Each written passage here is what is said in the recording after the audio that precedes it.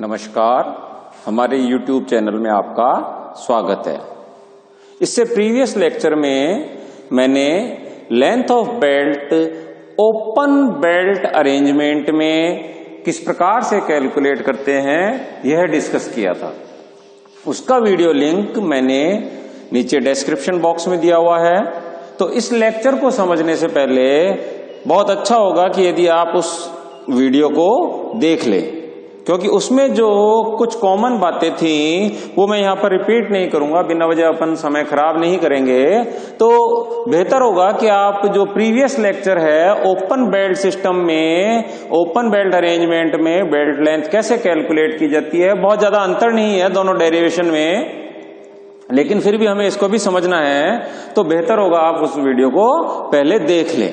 ठीक है, तो देखिए cross belt system, open belt system में ये दोनों पुली ऊपर ही थी, आधी नीचे आधी ऊपर, आधा सिस्टम यहाँ ऊपर था, आधा सिस्टम नीचे था। वहां भी मैंने चित्र आधा ही बनाया था, यहां भी मैंने चित्र आधा ही बनाया है। यानी क्रॉस बेल्ट में पुली कैसे होती है, एक पुली ये होती है, पुली नंबर एक पुली ये है, पुली नंबर 2, कोई सी भी पुली ड्राइवर हो सकती है और कोई सी भी पुली ड्रिवन हो सकती है। बेल्ट किस प्रकार से होती है, मैं इसको यदि चित्र बनाना चाहूं तो ये इस प्रकार से है। बेसिकली एक पुली, दूसरी पुली और बेल्ट इस प्रकार से जा रही है, यों, फिर इस पर, फिर यहां से यों। तो मैंने क्या किया, ठीक आधा सिस्टम इसमें से ले लिया, यानी इसको हटा दिया और इसको हटा दिया, तो केवल ये सिस्टम बचा। तो अब यहां पर बेल्ट लेंथ कौन सी है, आधी बेल्ट की लेंथ है, क्योंकि आधा चित्र मैंने नहीं बनाया है, सिमेट्री से ठीक ऐसा ही बनेगा। जैसा ये नीचे है ऐसा ऊपर होगा, जैसा ये ऊपर है वैसा नीचे होगा। तो बेल्ट कौन सी है, A B C D। ये यहां पर ये वक्राकार है, कर्व है, फिर ये स्ट्रेट बेल्ट है, फिर ये परिधि के साथ साथ बेल्ट है। तो इस लेंथ को यदि मैं कैलकुलेट कर लेता हूं और इसका दुगना कर देता हूं तो टोटल बेल्ट लेंथ आ जाएगी। जैसे ओपन बेल्ट सिस्टम में अपन ने एग्जैक्ट बेल्ट लेंथ और अप्रोक्सीमेट बेल्ट लेंथ कैलकुलेट करी थी, वैसे ही हम यहां पर करेंगे। ठीक है, तो देखिए वहां भी मैंने एक एडिशनल कंस्ट्रक्शन किया था, एक अलग से थोड़ी सी लाइनें खींची थी, वैसे ही मैं यहां पर खींच रहा हूं। वहां पर भी मैंने छोटी पुली के सेंटर से बड़ी पुली की त्रिज्या पर एक लंब डाला था। ठीक है, तो वैसे ही यहां पर है, छोटी पुली का सेंटर ये है N और यहां से बड़ी पुली की त्रिज्या है ये M B कह लीजिए, चाहे इसको आगे बढ़ाया तो MO। ठीक है, इस पर मैंने छोटी पुली के केंद्र से इस पर एक लंब NO डाला, अर्थात NO किस पर लंब है, MO पर, अर्थात ये एंगल कितना है, 90 डिग्री। क्लियर है चीज। वहां भी हमने ऐसे ही किया था। इसको दूसरे शब्दों में अपन समझे तो बेल्ट का जो ये सीधा वाला हिस्सा है, ये सीधा वाला हिस्सा जो है, इसके पैरेलल, इसके समानांतर हमने एक लाइन खींची जो कि बड़ी पुली की त्रिज्या पर आकर मिलती है, अर्थात ये एक आयत हो गया, ये एक आयत हो गया। मैंने वहां भी बताया था कि हम बेल्ट लेंथ किस रूप में सूत्र प्राप्त करना चाहते हैं, जो राशियां हमें पता है। बेल्ट सिस्टम में हमें क्या क्या मालूम है, दोनों पुलीज की त्रिज्या मालूम है, जब हम बाजार से खरीद के लाए, मैन्युफैक्चरर से बनवाई तो हमने उसको बताया था इतनी त्रिज्या की बनानी है, तथा मशीन की डिजाइन के हिसाब से, मशीन की डिजाइन के हिसाब से इनके बीच की, यानी दोनों पुली के केंद्र M तथा N के बीच की सेंटर डिस्टेंस C हमें ज्ञात है। अर्थात जो भी सूत्र आता है बेल्ट लेंथ का, उसमें दोनों की त्रिज्या, इसकी R1 उसकी R2 तथा दोनों के बीच की सेंटर डिस्टेंस ही सूत्र में आनी चाहिए। तो उसके लिए हमने ये अतिरिक्त संरचना करी थी। अब देखिए यहां पर बेल्ट कितने आर्क या चाप पर टच हो रही है ए से बी तक, अर्थात 90 डिग्री से ज्यादा, और यहां भी 90 डिग्री से ज्यादा। तो यहां देखिए कि ये एंगल फाई है, तो ये एंगल भी ज्यामिति से यदि हम समझे तो ये एंगल भी फाई होगा, अर्थात ये एंगल अगर फाई है तो ये एंगल भी फाई होगा। और जो हमने एडिशनल अतिरिक्त ये जो लाइन खींची थी, इसके समानांतर खींची थी, तो ये एंगल भी फाई ही होगा, ये अपन सामान्य ज्यामिति से समझ सकते हैं। ठीक है। अब इस त्रिभुज MON, इस त्रिभुज में जैसा मैंने बताया था, ये यहां पर लंब डाला है तो ये 90 डिग्री का कोण है, तो ये 90 डिग्री का कोण है, तो इसके सामने की लाइन MN क्या हो गई? कर्ण। ठीक है। और इस कोण फाई के लिए सामने वाली लाइन क्या हो गई? लंब। तो ये लाइन क्या हो गई? आधार। ठीक है। अर्थात ये समकोण त्रिभुज बना, इसमें ये समकोण या 90 डिग्री का एंगल है या राइट एंगल है, तो ये सामने, इसके ठीक सामने वाली लाइन क्या कहलाएगी? हाइपोटेनियस या कर्ण। जिस कोण को यदि हम ध्यान में रखते हैं तो इसके सामने वाली लंब हो जाएगी और ये आधार हो जाएगा। तो इस त्रिभुज में यदि मैं पूछूं कॉस फाई, यानी कॉस फाई कितना होगा? हम जानते हैं त्रिकोणमिति से या ट्रिग्नोमेट्री से हम जानते हैं कि कॉस फाई होता है आधार बटे कर्ण। तो यहां पर आधार क्या है? ON, और कर्ण क्या है? MN। तो ON बटे MN बराबर कॉस फाई। इसका मतलब ON यानी ये देखिए, ON में क्यों कैलकुलेट कर रहा हूं? ON में यहां पर इसलिए कैलकुलेट कर रहा हूं क्योंकि ON जो है बेल्ट के इस लंबाई के इस हिस्से के बराबर उसकी लंबाई है। तो इनडायरेक्टली बात करें तो ON बराबर BC, यानी ON की लंबाई पता लग गई तो BC की लंबाई पता लगी। फिर हमारा क्या कार्य शेष रह गया? इन दोनों वक्राकार जो हिस्से हैं बेल्ट के, जो कर्व जो हिस्से हैं, इनकी लंबाई और ज्ञात कर ले और जोड़ दें तो कुल लंबाई आ जाएगी। इसका मतलब वापस से cos फाई बराबर आधार बटे कर्ण, ON बटे MN। MN कितना है? MN है यहां पर C, तो ON बराबर हो गया MN इंटू cos फाई, और MN का मान होता है C। इसलिए, और यहां से क्लियर है, ON बराबर BC, तो BC भी क्या हो गया? बराबर ON बराबर C cos फाई। ये आगे हम डेरिवेशन में इस संबंध को, इस रिलेशन को यूज करेंगे। फिर दोबारा से इसी त्रिभुज पर आते हैं। तो अब यदि मैं कहूं साइन फाई, तो साइन फाई का मतलब त्रिकोणमिति से क्या हुआ? साइन फाई का मतलब त्रिकोणमिति से हुआ लंब बटे आधार। ठीक है। तो यहां पर लंब क्या है? MO या OM। तो देखिए साइन फाई बराबर लंब बटे आधार OM। ठीक है। अब OM कितना? तो देखिए वहां पर जब हमने ऐसी लाइन खींची थी तो अंदर की साइड में आई थी, तो वहां पर आया था R1 माइनस R2, यहां आएगा R1 प्लस R2। कैसे? OM ये लंबाई है, ये लंबाई कितनी है? ये लंबाई है इसकी पुली नंबर 1 की त्रिज्या यानी R1, और ये लंबाई कितनी है? देखिए यहां से चलते हैं तो ये लंबाई कितनी है? पुली नंबर 2 की त्रिज्या R2। तो OM बराबर क्या हुआ? MB plus BO। OM बराबर हुआ MB प्लस BO। MB कितना है? R1, BO कितना है? R2। इसलिए OM बराबर हो गया R1 प्लस R2। जब OM हमें पता है और MN हमें पता है, MN कितना है? C, तो इसका मतलब साइन फाई बराबर हो गया R1 plus R2 upon C। जब हम बाजार से पुली का सेट खरीद कर लाए और मशीन में हमने इसको जोड़ा, फिक्स किया, तो इनके बीच की डिस्टेंस C भी हमें पता है कितनी है डिजाइन के हिसाब से, और दोनों त्रिज्या भी पता है। इसका मतलब हम इस संबंध को यूज करते हुए साइन फाई का मान निकाल सकते हैं। मान लेते हैं साइन फाई बराबर आया 1/2। मान लेते हैं साइन फाई बराबर आया 1/2। इसका मतलब फाई बराबर कितना हुआ? फाई बराबर हुआ 30 डिग्री, क्योंकि साइन 30 का मान होता है 1/2। तो हमें फाई का मान पता लग गया। जब फाई का मान पता लग गया तो क्या हम कॉस फाई का मान नहीं निकाल सकते? आराम से निकाल सकते हैं। अब फाई की जगह कितना रखना है? 30 डिग्री, तो कॉस 30 का मान निकाल देंगे, √3/2। तो इस तरह से हम केवल एकमात्र इस समीकरण को यूज करते हुए फाई का मान निकालते हैं। फिर फाई का, चाहे कॉस फाई का मान निकालना हो, चाहे साइन फाई का मान निकालना हो, चाहे टेन फाई का मान निकालना हो, हम आराम से कैलकुलेट कर सकते हैं। तो ये ज्यामिति समझाई है। अब अपन आते हैं कि बेल्ट की लेंथ कैसे कैलकुलेट करें। मैंने ओपन बेल्ट में बताया था कि हम एक तो एग्जैक्ट लेंथ, बिल्कुल एक्यूरेट कितनी लेंथ होनी चाहिए वो कैलकुलेट कर सकते हैं, या लगभग अप्रोक्सीमेट लेंथ भी काम कई बार दे जाती है। तो अप्रोक्सीमेट लेंथ कैलकुलेट करने का भी सूत्र निकालेंगे और एग्जैक्ट लेंथ कैलकुलेट करने का भी सूत्र निकालेंगे।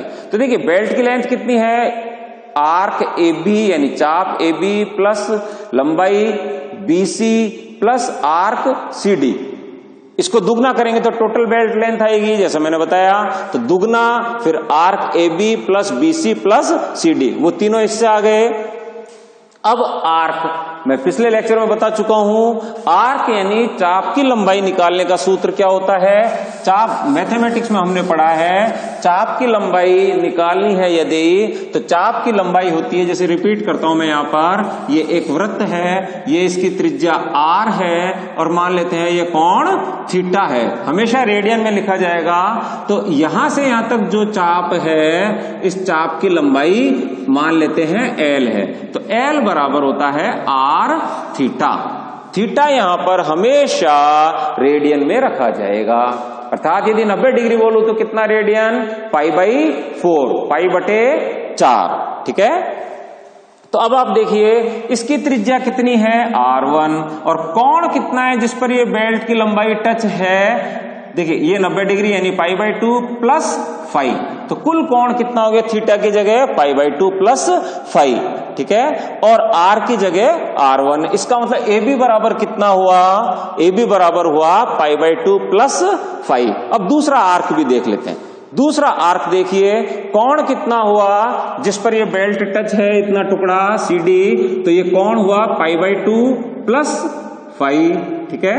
और त्रिज्या कितनी है इसकी r2, तो ये लंबाई इस सूत्र से कितनी हो गई, कोण की जगह तो लिखेंगे π/2 प्लस फाई और r की जगह r2, तो ये यहां पर हो गया π/2 प्लस फाई इंटू r2। अब सवाल ये है कि ये लंबाई कितनी BC, तो BC किसके बराबर है, देखिए BC बराबर है ON के, और ON अपन ने यहां से कैलकुलेट किया वो कितना है C cos फाई, तो ये कितना है C cos फाई। तो BC बराबर ON बराबर C cos फाई।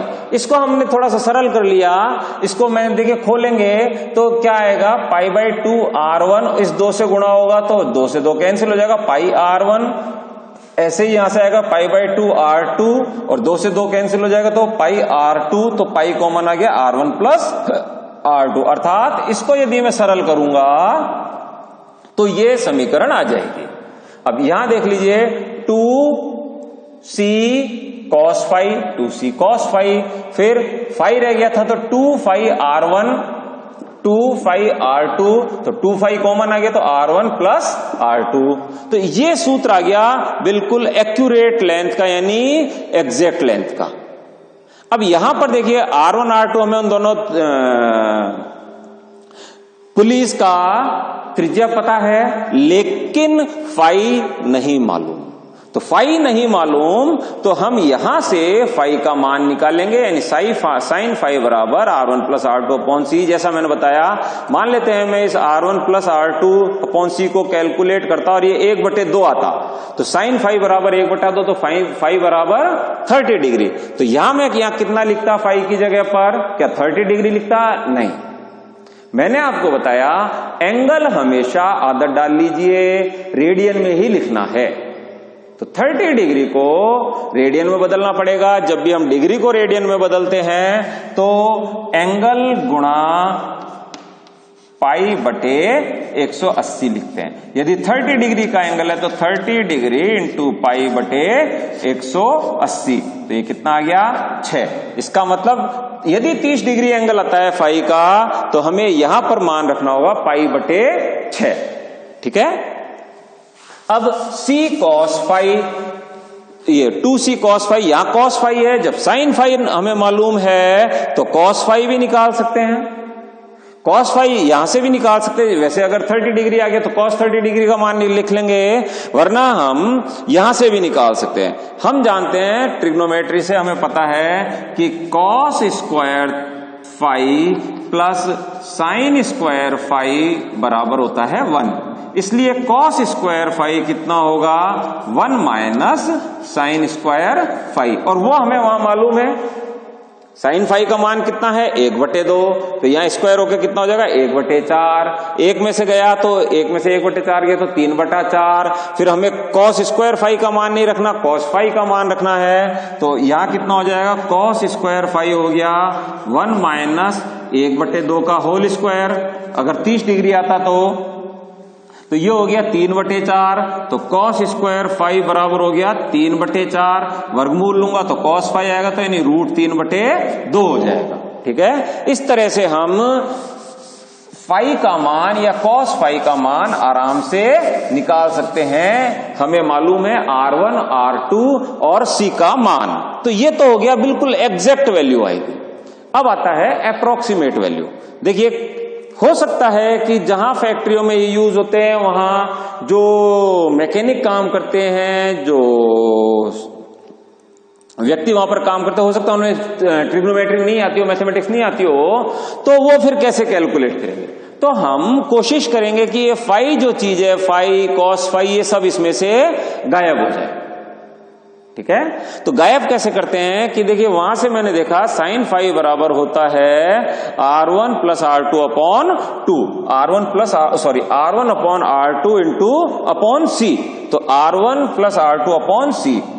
देखिए मैंने पहले ही बताया था कि जो बेल्ट सिस्टम होता है इनमें पुल्ली के व्यास में बहुत विशेष अंतर नहीं होता है, साथ ही साथ इनके बीच की दूरी भी ज्यादा होती है। जब ऐसा होता है तो फाई का मान, ये तो देखिए समझाने के लिए चित्र में इतना बड़ा एंगल बनाया है, वरना इतना एंगल नहीं होता। और जब एंगल कम होता है तो हम, यानी if phi is very small, phi का मान बहुत कम है, तो हम हमेशा ट्रिग्नोमेट्री या त्रिकोणमिति के हिसाब से ये बोलते हैं कि अगर साइन का फाई का मान बहुत कम है तो साइन फाई बराबर फाई। ये देखिए कभी भी किसी लेक्चर में मौका मिलेगा तो मैं आपको ये समझाऊंगा कि कैसे बराबर है, इसका मायने क्या है, इसका मतलब क्या है। तो इसका मतलब ये हुआ कि चूंकि फाई का मान बहुत कम है तो साइन फाई बराबर फाई। ठीक है, इसका मतलब फाई का मान कितना हो गया, वही हुआ जो साइन फाई का मान है, यानी R1 plus R2 upon C।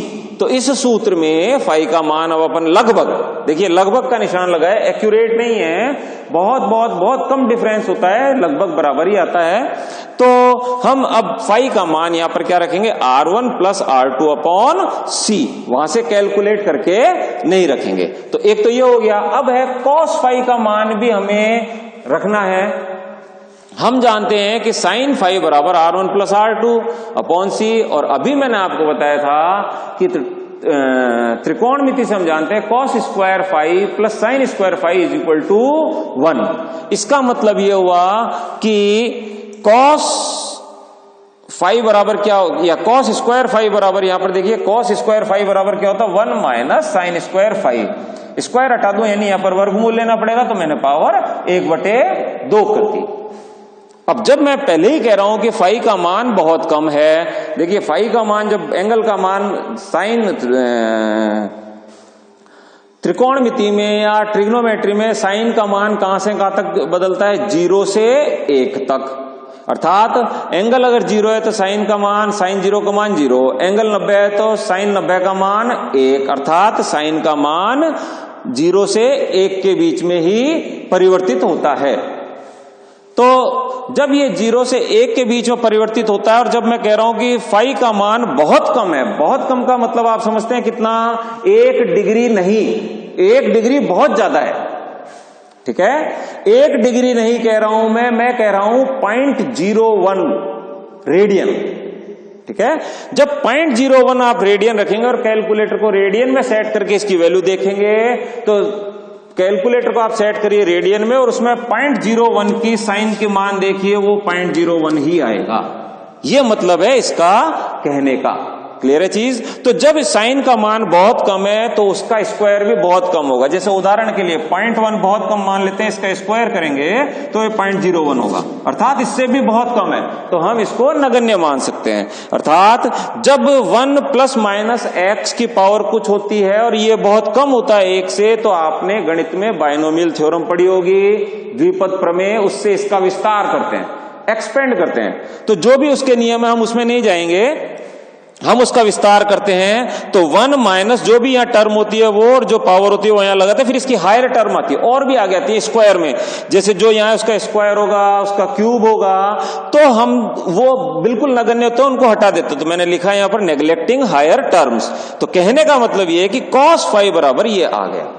अब यहां से साइन फाई का मान कितना है, R1 plus R2 upon C, वो मैंने यहां पर रख दिया, यानी इसमें मैंने ये रख दिया। सिंपल मैथमेटिक्स है, बिल्कुल डरने की जरूरत नहीं है। तो अब cos फाई का मान भी हमारे पास आ गया, ठीक है। तो cos फाई का मान क्या आया, सिंपल मैथमेटिक्स हमने यहां पर लगाई है, तो उससे cos फाई का मान आ गया 1 minus half R1 plus R2 upon C का स्क्वायर। तो अब देखिए इस समीकरण में, समीकरण नंबर 1 में फाई का मान भी रखेंगे और cos फाई का मान भी रखेंगे। देखिए ये मान एग्जैक्ट नहीं है, मैंने आपको पहले ही बोला, हायर टर्म्स को नेग्लेक्ट कर दिया, नगण्य मान लिया क्योंकि उनका मान कम था। तो ये भी लगभग है, इसीलिए हम कहते हैं कि अप्रोक्सीमेट लेंथ कैलकुलेट कर रहे हैं। तो फाई का और cos फाई का मान रखेंगे। फाई का मान कितना है, R1 plus R2 upon C। cos phi का मान है ये वाला, दोनों को मैंने इस समीकरण में रख दिया, तो ये आ गया। फाई की जगह R1 प्लस R2, फाई की जगह R1 plus R2 upon C रखा। एक पहले से R1 प्लस R2 है, तो दोनों R1 प्लस R2 फाई वाला, और ये दोनों मिलके हो गए स्क्वायर और अपॉन C।